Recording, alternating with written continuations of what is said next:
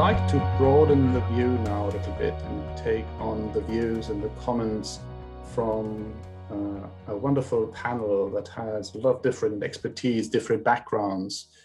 Let me just quickly introduce them. You find the CVs and information on the website.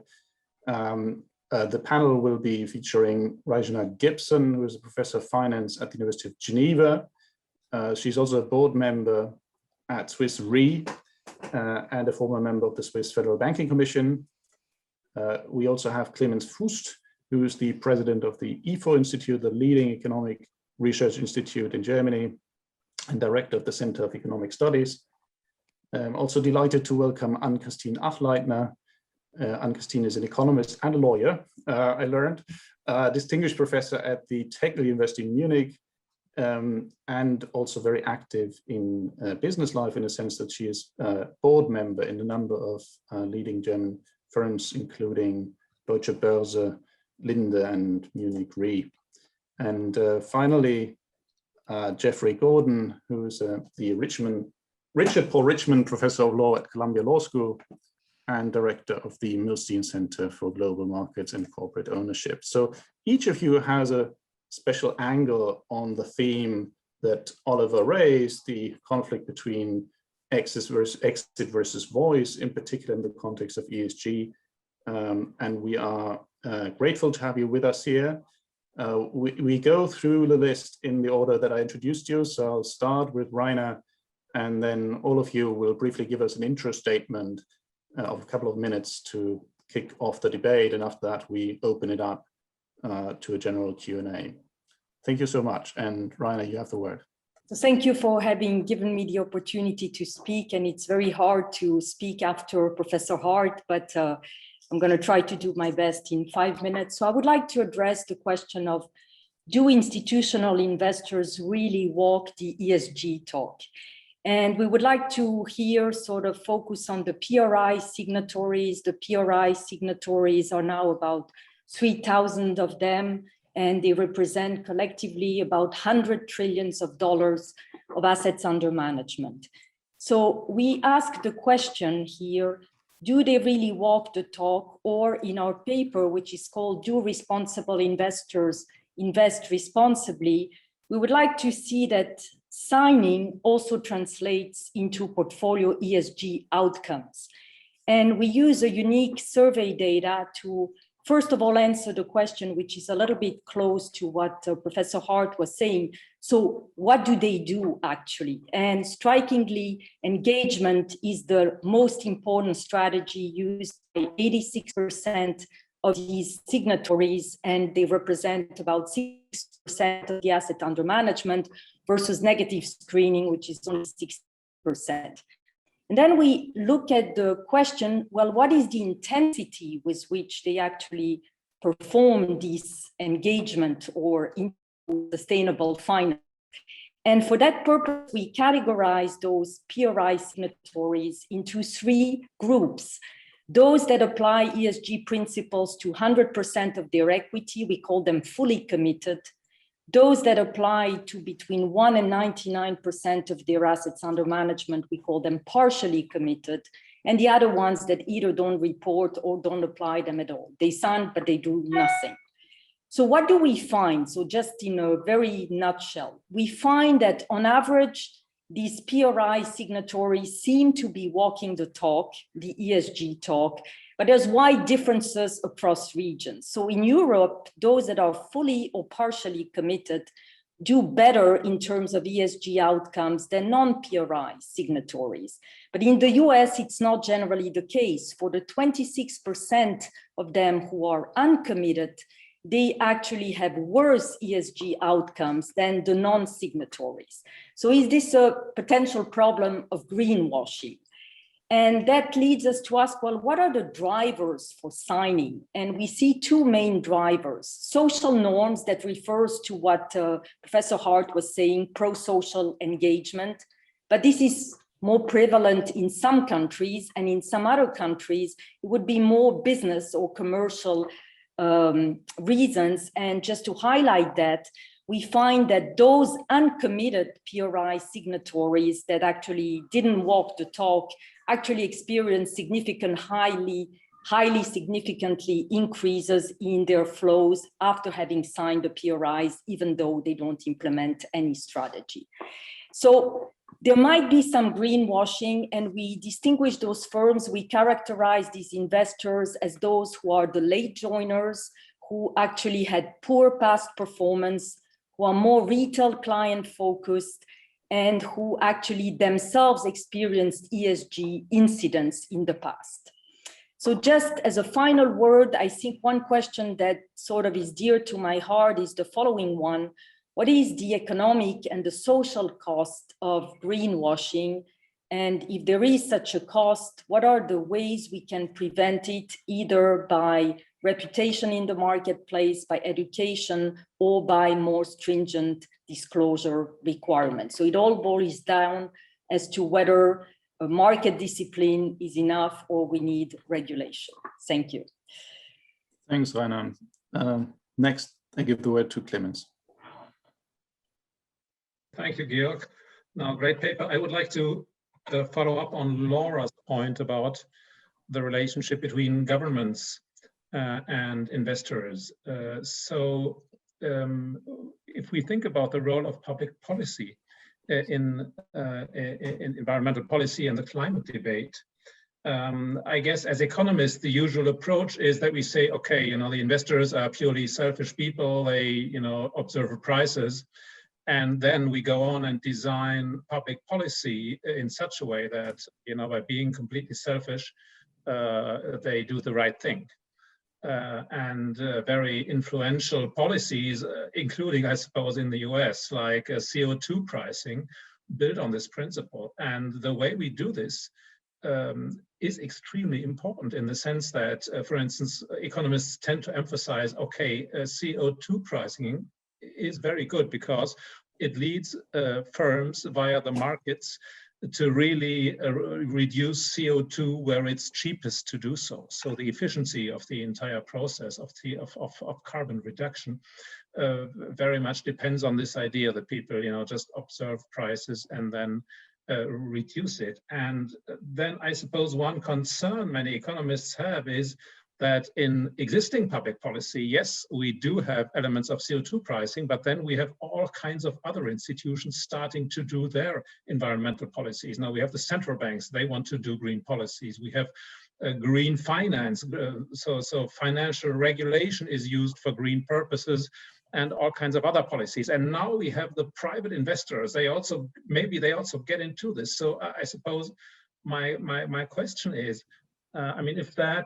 if this is true, if investors do care about the consequences of investments, what does it mean for public policy? So is this economic approach wrong?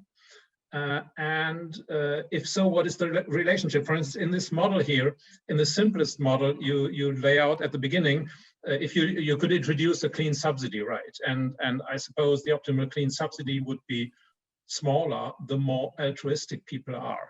So in this model, these two are substitutes in a way, or public policy, can withdraw. So we should say, okay, in societies where people are very social, we should observe fewer environmental policies. It's probably not what we do observe in reality, but of course the links can be very different. But so I was wondering, if that is true, I would say it's not so much about governments doing it in one place and investors doing it in another, but the question is, in this world where at all kinds of levels, people become more environmentally conscious, what is the right course for public policy? How should we design it? Should we give up the notion that people just react to prices, or how should we do it? Thank you.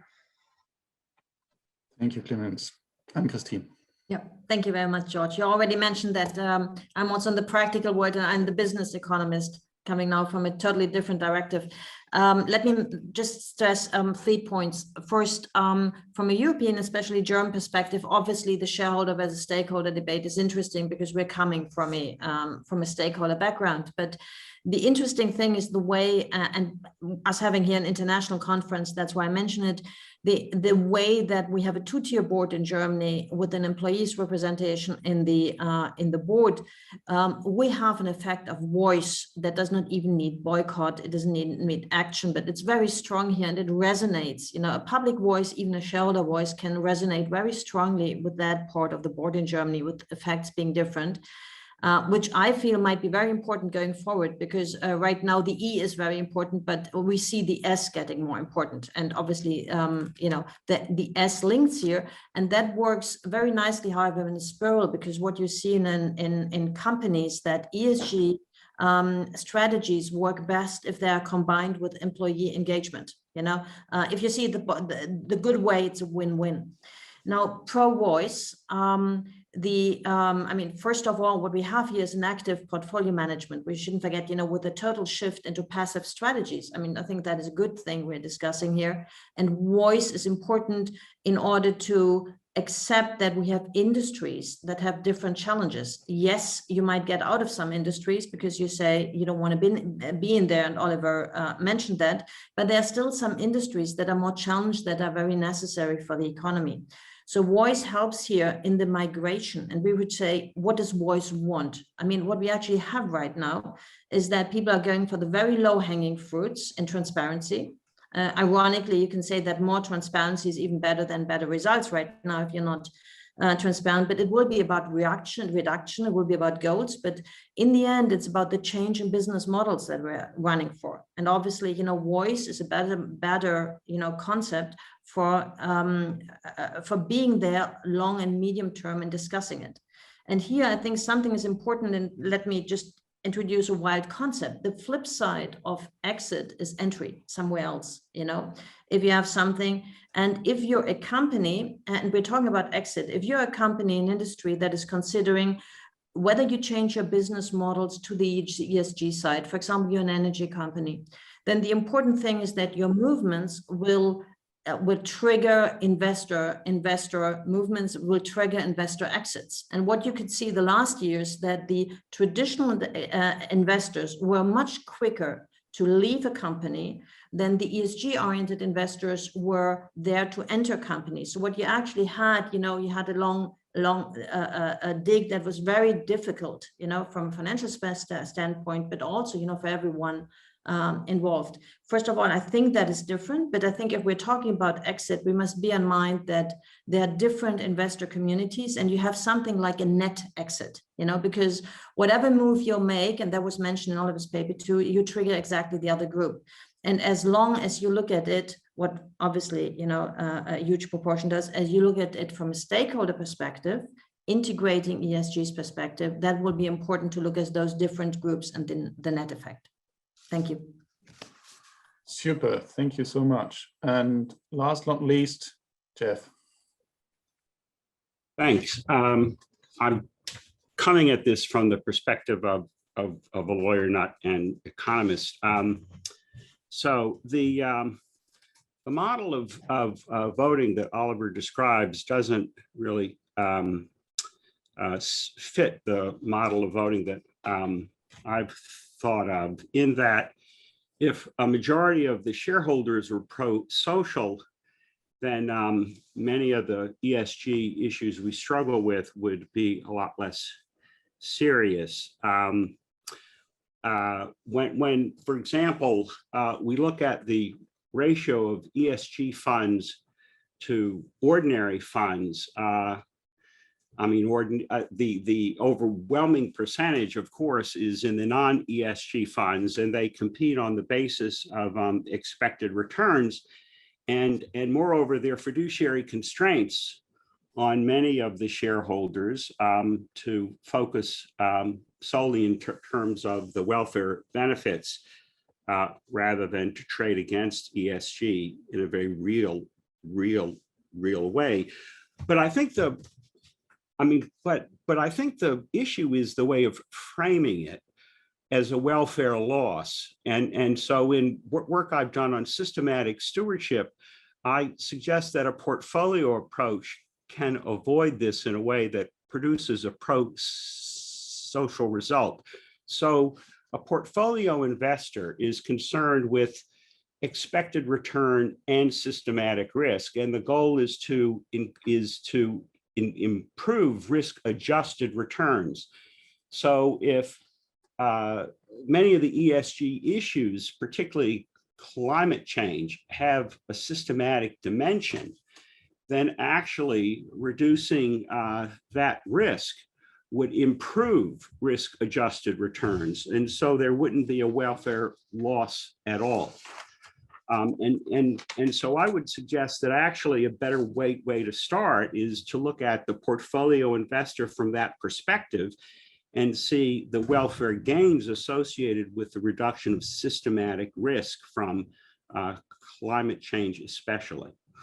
A second concern that I have is that the model doesn't really seem to fit the climate change concerns, which are the most serious ones we face, in that it seems to suggest that output wouldn't change, whereas the critical point here is to reduce in absolute terms the level of CO2 emissions, which means we can't take politics out of this. We can't solve this without government action, because even if there are some clean firms as voted by the shareholders, the dirty firms may well increase their emissions of CO2 to pick up the potential slack involved.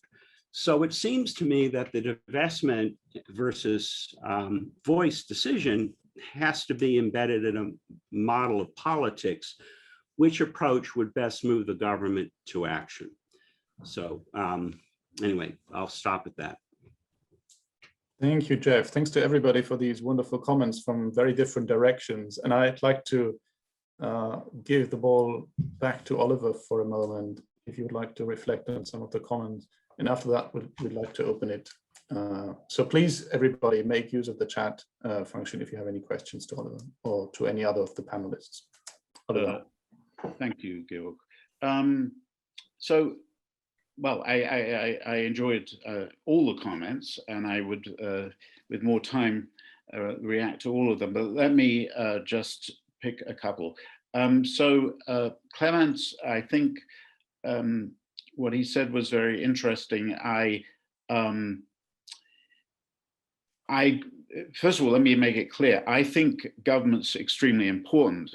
We're certainly not suggesting in this paper that individual action can by itself achieve, solve all the problems. I think the way I see the paper is, think of a situation where government hasn't done the job for whatever reason. And I think if we look around, it seems pretty clear that that is the case. I mean, economists advocate carbon taxes or cap and trade, and we see a bit of that, but not nearly enough. And it's certainly not, we don't see it around the world. So it's hard enough for a national government to implement carbon taxes at the right level, let alone for there to be coordinated global action on this. So I think for many people, the political model, the political approach just isn't working the way economists often assume it can work, in their models, in our theories. But then when we look around, we also see, individuals taking actions. I mean, what about charitable contributions? Why do people give to charity? It must be because the government isn't doing the job, isn't maximizing social welfare with the right intervention. So people do some things themselves, or people put solar panels on their houses when that might not actually be efficient from a cost point of view, but they just feel they want to do the right thing. And that's because we don't have the Pigovian tax at the right level set by the government. So that's the spirit of this, that the government hasn't done its job perfectly. And so individuals will want to do things, and they'll also want to do things through companies, by pushing companies. But it doesn't now. I think what a question that's raised is, if we now bring back government, how did these things interact? I certainly don't think of this as, you know, shut it. I would like to see action on all these fronts sort of be complementary. But of course, in practice, you know, it may not work out that way. And in fact, you may get the kind of effect that you see in the behavioral literature, which is that, you know, if the government starts solving a problem, maybe now we feel, well, we don't have to do it. So let's just go for profit because they've already sorted it out. Whereas if they haven't sorted it out, maybe our pro-social, you know, our lambda kicks in. I don't know. This is complicated and is for future work. So that's one thing I want. Yeah, one point. Now, I just pick up. I'm a little puzzled by some of the things Jeff said. So first of all, I think his approach is closer to what I call the universal owner approach, which I think Ellen Quigley is on the call, and she's certainly advocated for that, which is, I think, the idea that if, you know, I'm not just a shareholder in one company, I'm a shareholder in lots of companies. And if one company is doing bad stuff, that might spill over onto all the other companies that I own. And so if I just look at, you know, wealth maximization as a whole thing, I might want an individual company to be to go for ESG. And maybe we can explain everything that way. This is also related to, you know, some of Martin's work where universal owners can actually do bad stuff because they encourage their companies to collude on price, but they can also do good things. I'm not against any of that, but I feel that's not the whole story. I don't think people are just looking at their overall portfolio, but are completely selfish. I just don't think it describes human behavior. And so I think that's why we introduced this idea of a lambda on other people as well. In terms of the fixed, you seem to be upset that that output doesn't change when people move from dirty to clean. Of course, as they move, that's because we've modeled the delta, the cost of the clean technology. It's just a fixed cost. And once you have it, then, you know, all the output you supply is clean, whereas if you don't have it, it's all dirty. Of course, you could have a more general model where actually the more you supply, the more harm you're doing. It's not just, yeah, H is also a fixed amount, independent of scale. We could relax that assumption. We didn't choose that assumption to sort of rig the results. It was more just to make the model tractable. I'm not sure it would change our main conclusions. Let me stop there. Thank you, Oliver. I'd like to bring in Alan quickly. Briefly, you had a nice comment in the chat, and it would be nice to hear your views. Thank you. Yes, I'm a big fan of this paper, so, and Oliver and I've talked about it in the past. So just to say that as a baseline, I do think there are non-financial reasons to go with divestment that, I mean, I'm personally not convinced that it affects the companies at all if you sell their shares in the secondary market. In fact, having reviewed the evidence on that, yeah, it really doesn't make a difference, but there is some evidence to suggest that it has had an effect on social discourse and has potentially widened the Overton window and rendered formerly fringe arguments in terms of carbon pricing, for example, more mainstream, while bringing the fringe kind of into the scope of public discussion. And I think that the theory of change is just very different. So you want to create the conditions such that legislation can occur, and that only happens once society views something as problematic enough to be legislated. And just to add on universal ownership, I think H in the paper could potentially include the benefits to the environment, as well as the benefits to the long-term portfolios of investors who would have otherwise great harms from climate change on their portfolio as a whole. Hope that's useful.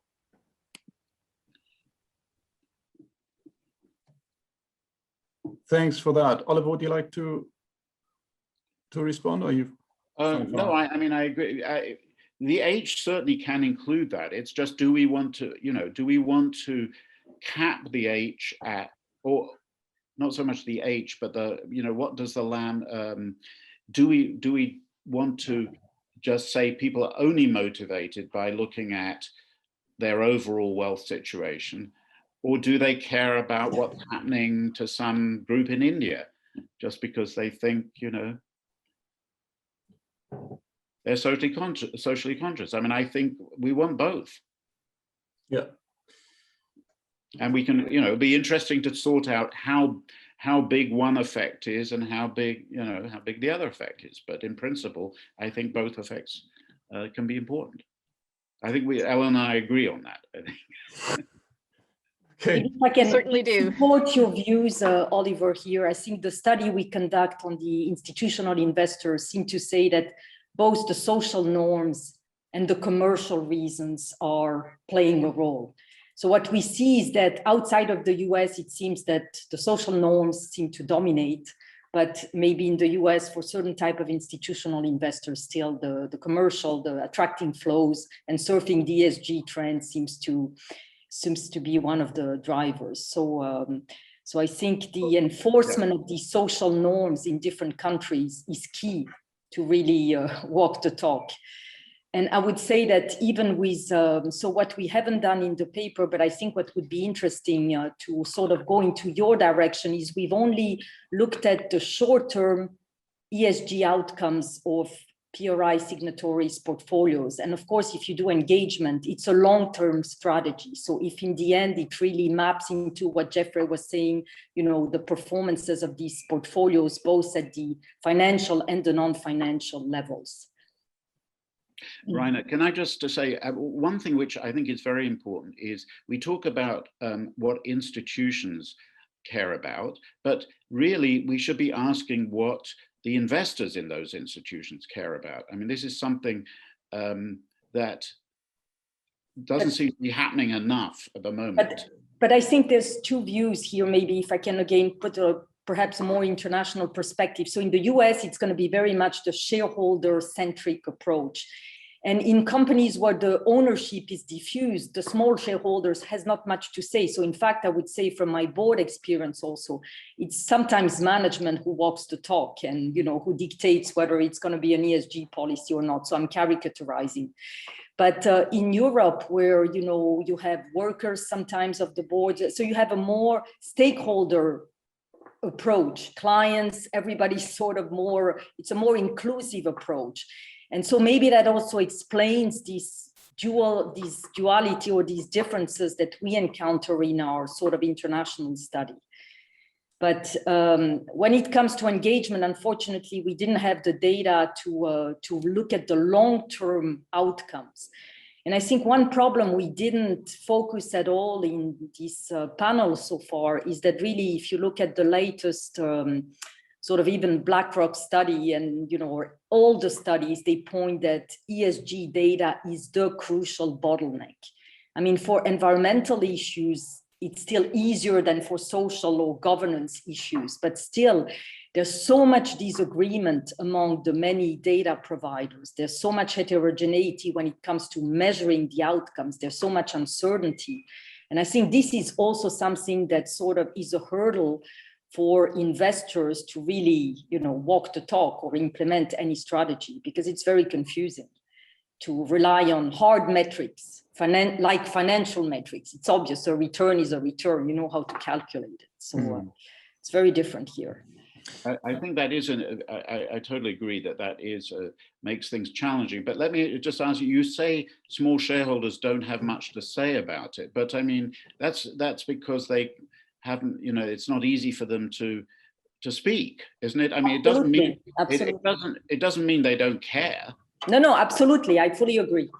Yeah. But they don't have the platform that enables them to voice their concerns or their pro-social concerns. So this is an interesting point where we come into the policy implications of Oliver's paper and also some of the issues that were raised in the panel here.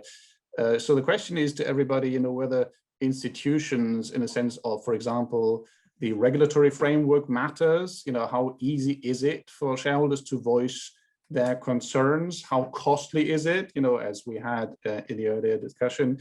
And then ultimately, what should policymakers do? And we've heard a lot of contrasting views from Europe and the US already, and it seems to be, I think Ann-Kristin made the point that in the particular German/European ecosystem, it may be easier to voice concerns or to implement certain activities than in the US. And I'd be interested in the views of the panel on those comparative perspectives, but also the relevant policy conclusions that we should draw from them. Maybe Ann-Kristin, you wanted to say something. Thank you, George. Yeah, perhaps two observations from a European or German side. And I totally share what Rajna said about our different setup. First, obviously it's about the big investors have the power here and the BlackRocks, but in Germany specifically, because of the way that the annual shareholder meeting is organized, a small investor absolutely has the platform to speak, but it only works in the connection with media.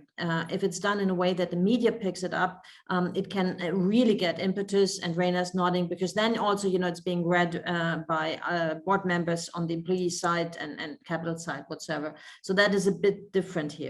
The second thing is, if we're talking, because Rajna was about data sets, that is a huge problem, also for those companies that want to adhere, because there's such a jungle out there of criteria that you don't know which one to follow.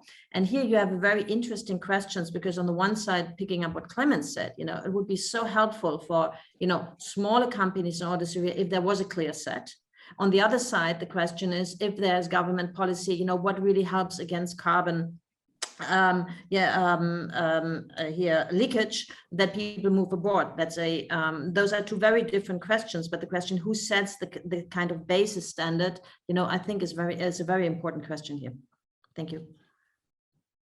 Thank you, Clemens.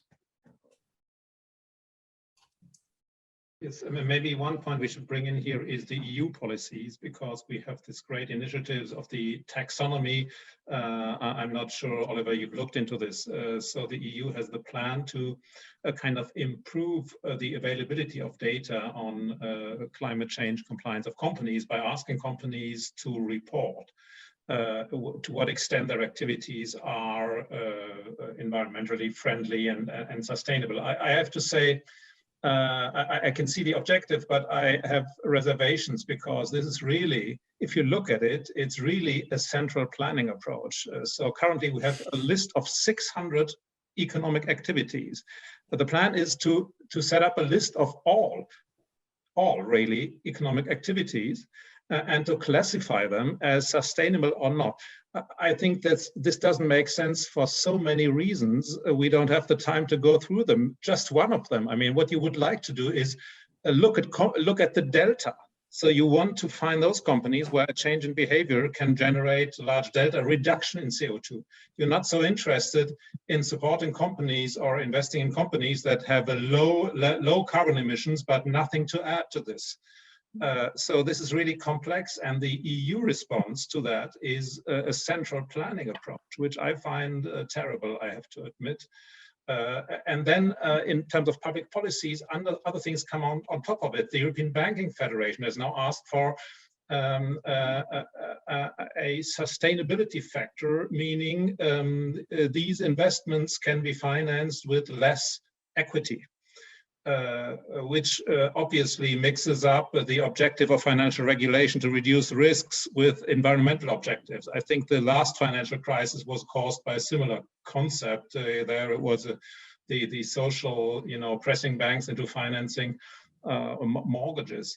So I think, yes, we would like to have investors better informed about what's really going on, but it's not clear to me whether how this can be achieved. And I don't think the public policy approach we have in Europe is appropriate. I think it's quite counterproductive.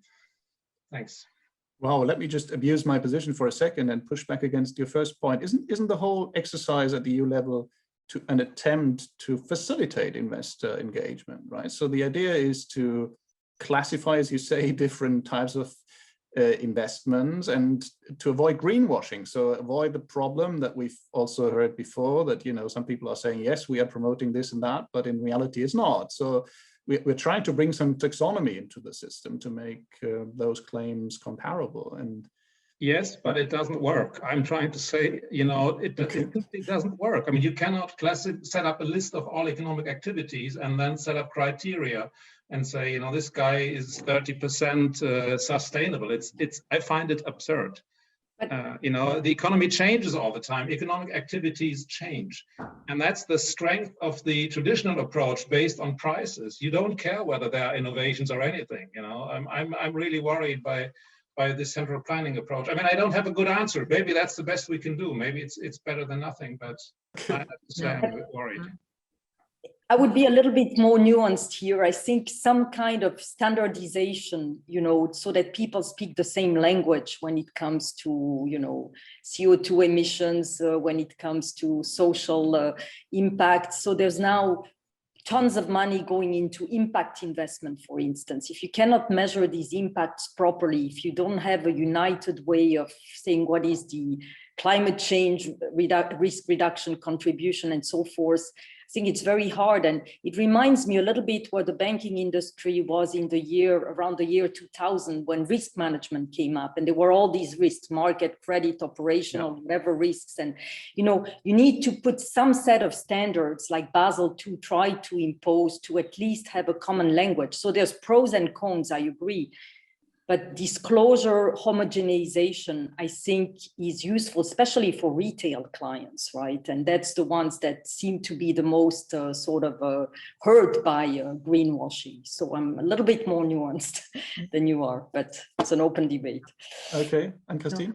Yeah, I just want to make one comment so that Clemens doesn't misunderstand me. I was exactly for that kind of making life easier so that you wouldn't spend too much money on consultants in the end. But that does not mean, when I said a standardized thing on public policy, we're in the risk of running into a huge bureaucracy that is not only costly. If you're looking at the cost of shifting the industry, you have the cost of shifting to green, and they have the cost of the bureaucracy going with it. And the second thing that we've seen in financial regulation, this cost and the complications are so high that, you know, it will have an effect that also on the structure and the size of companies, because, you know, it gets ever more expensive and difficult to handle. So I didn't want to be understood in that way, Clemens, that I wanted more bureaucracy. I just wanted to have, you know, a higher predictability and easiness for companies to apply. Because if you're mid-sized companies, you know, and you want to be good on the ESG side, you know, you have a hell of a time trying to implement it. You know, because you don't really know which standards to follow, etc. Thank you. I think we didn't take you as a bureaucratic. That's fine. Jeff, you had your hand up. It seems to me that ESG as a measure, it was pointed out already. You can't define it in a single way, because even in Oliver's world, there's going to be a rank ordering of what counts as the most important elements of ESG. For some people, protection of employees is the most important. For others, minimization of environmental harms is the most important. The idea of collapsing them into a single unit is hard. This is why I think climate change is unique, and it ought to be the focus of effort. And the other elements of ES and G are decidedly second order. Climate change risk is immediate, existential, and so this is why I was pushing a little bit at Oliver. I mean, if his model doesn't assume or build in a condition in which the absolute level of CO2 emissions is lower than by the actions of the shareholders acting in an individual pro-social way, if that's not inherent to the model, then then there is a missing piece, because unless that CO2 level goes down, the work isn't being done.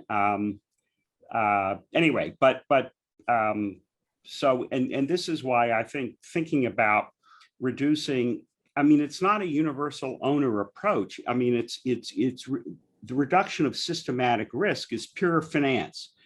And if the level of climate change risk is abated, then systematic risk goes down, risk-adjusted returns go up, investor welfare, if you're a portfolio investor, will go up. And thinking about unique ways in which climate change can be the focus of investor attention, separate from everything else, is, I think, important. Can I just jump in there? I mean, the model does have the feature that emissions go down. I mean, that's just think of the case where the shareholders are voting on whether their firm should be clean or dirty. Each firm that's dirty causes environmental harm equal to H. It's spread around the world, right? It's and if that firm decides to install the clean technology at cost delta, then that H disappears, that harm disappears. So it's all about how much harm we want.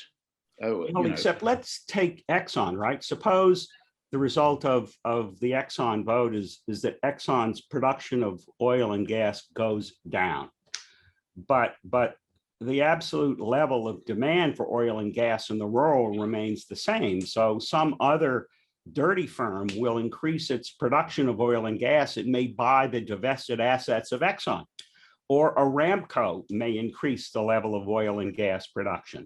So the fact that the shareholders of Exxon have gotten Exxon to adopt a cleaner policy, so far as it doesn't reduce the absolute level of CO2 in the world, hasn't achieved very much. And this is why I was kind of, I think Ellen too was making the claim that the way this model is embedded in politics, you can't get government out of it, right? I mean, I appreciate that you're looking for an adjunct to government through the pro-social motives of the shareholders, but I mean, I think regrettably, in some domains, that's I don't know how far that's going to be able to get us. Well, okay. I'm not disagreeing that it turns out in this particular model, if one firm becomes clean, we don't have the kind of general equilibrium effect that you're talking about. There are plenty of other general equilibrium effects there. I'm not in any way against the one you're talking about. One could incorporate that.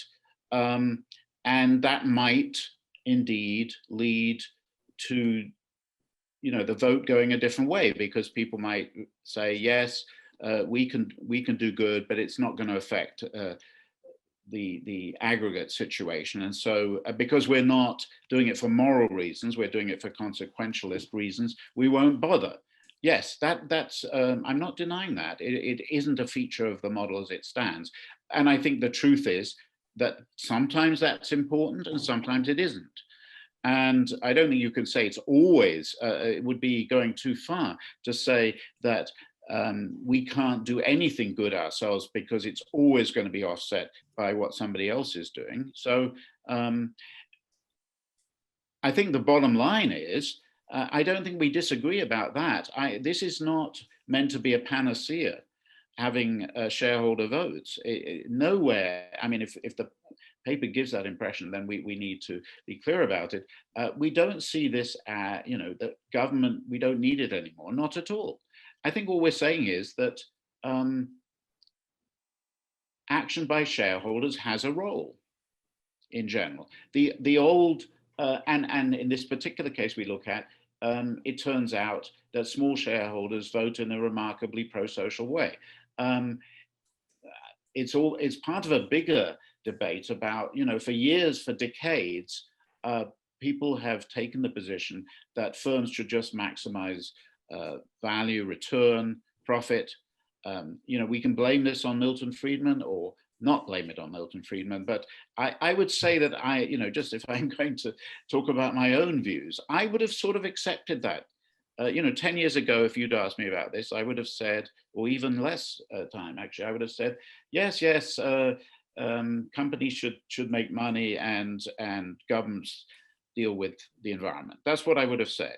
Well, I have a different view now because I think Milton Friedman was wrong.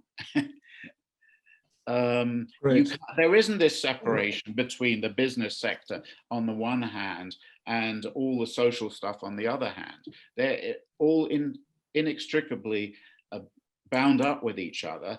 And once we recognize that shareholders are pro-social beings, which they are because they give to charity, they install solar panels. Once you realize that, then it seems natural to me because they have the votes to ask them what they want. And it's not always going to be profit maximization. Well, I could listen to you forever. Time is flying, and we need to. I'm getting bored. I'm getting bored with myself, actually. I'm not. There are wonderful questions in the chat, which unfortunately we do not have time to all discuss here. But I'd like to pick up something that came up, and maybe this is a good way of giving everybody a final round, your final word.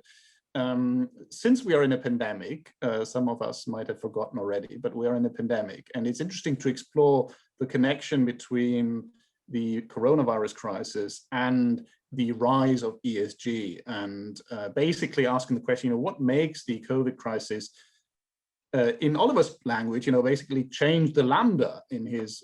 So why is it suddenly so much stronger? Why do we care so much more about, or at least why do we think we care much more about ESG than before? And maybe we take a final round for this, and each of you may start with the ladies, and then because you appear on my screen on the top, Rajna and Ann-Kristin, Clemens, Jeff, and then Oliver, the final word. Rajna. Yeah, so I'll refer to academic studies in psychology that have shown that when people face natural disasters, floods, or other, not a pandemic, they tend to become more pro-environmental. So the fact that you face some social concerns wants you to, or leads you to act more pro-socially. And I mean by that, both at the social and the environmental level. So the question is, how long is that gonna last before people return to normal? Is this a structural, or is this a temporary difference in preferences in terms of a shock? Thank you. Ann-Kristin? Thank you. I would think that the shift is going to last very long, not because of that. I fully understand, Rajna, but because a huge part of it is generational, and Corona is coming on top. This is one observation. The second one I see, as I mentioned before, I think the environmental is important, but the social too. And Oliver, you said before it was always accepted it's shareholder value first, as this was not the case. And I think there's a big movement here together with the people of color issues and other issues in the G part that is coming up. So we're going to see a broader spectrum of ESG push. Great. So we'll have more conferences on the theme. Clemens. Well, my feeling is there was a lot of interest, at least in Europe, in the climate issue. Of course, the US was different with Donald Trump and all of that, but there was a lot of interest, which then went away in the early phase of the crisis. And then, people started talking about the fact that it shouldn't go away, but it did. And when it was clear that this was economically under control, then people returned to these issues, and we also would have this debate about the link between the environment and pandemics, with deforestation and so on, making pandemics easier to occur. So, which is plausible, but I have to say, one worry I have is that to a large extent this is also a rich country phenomenon. I see this much less in poorer countries, and I sometimes wonder whether we are too Europe-centered or rich country-centered in this entire story. If you look at countries like, in Latin America, you don't get the impression they are very interested in the climate. Very unfortunately. Thanks. Important point. Yeah, Jeff. I think the pandemic exposed the fragility of life on this planet, and that there are harms that can arise that can be very destructive. Climate change risk is it's not a pandemic, but the idea of catastrophic outcomes has been made very real. So I think that's concentrated attention on other dimensions. Great. And Oliver? Well, at the risk of repeating myself, I think ideas can be very powerful. And I think for a long time, we've bought into this Friedman separation idea. And once one realizes it's not in general true, you know, I think that can change people's attitudes, including those of business people.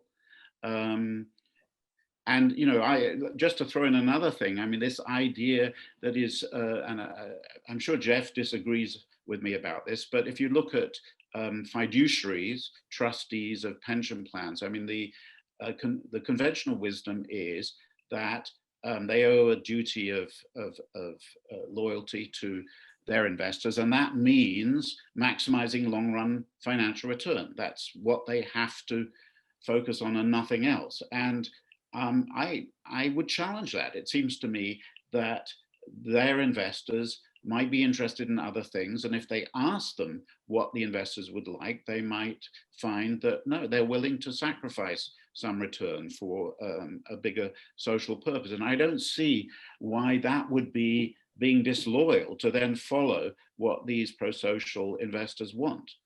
We've never asked them. I mean, traditionally we've never asked them because we felt we knew the answer, which was just maximize financial return. That's it. But I think that's wrong. And once one recognizes that, the world can change. Thank you. I think that's a wonderful word to close this session. I have to thank all of you for a wonderful and stimulating discussion. There was lots of discussion on the chat as well, which unfortunately we weren't able to cover, but we had a rich set of ideas from different disciplines, and I think this is a great moment of interdisciplinary research and engagement. Thank you so much, Oliver. Thanks for everybody for contributing to this discussion, for asking questions, for challenging in the best spirit. Before I say something on the social element of this conference, let me remind you that there is a part 3 of this conference tomorrow, hosted by the National University of Singapore, on green boardrooms. So the third element basically of green corporate governance, and we look forward to seeing you tomorrow, hopefully. But now let me invite you all to the meet and greet part of this conference. We have, let me just type this into the chat. We have prepared a separate facility, which is called Wonder, and you just click on the link, and it's a sort of interactive room where we can all talk more informally and reflect on some of the issues that came up in the academic context here today. Thank you very much, and I hope to see you in a moment over there on the other platform. Thanks, everybody.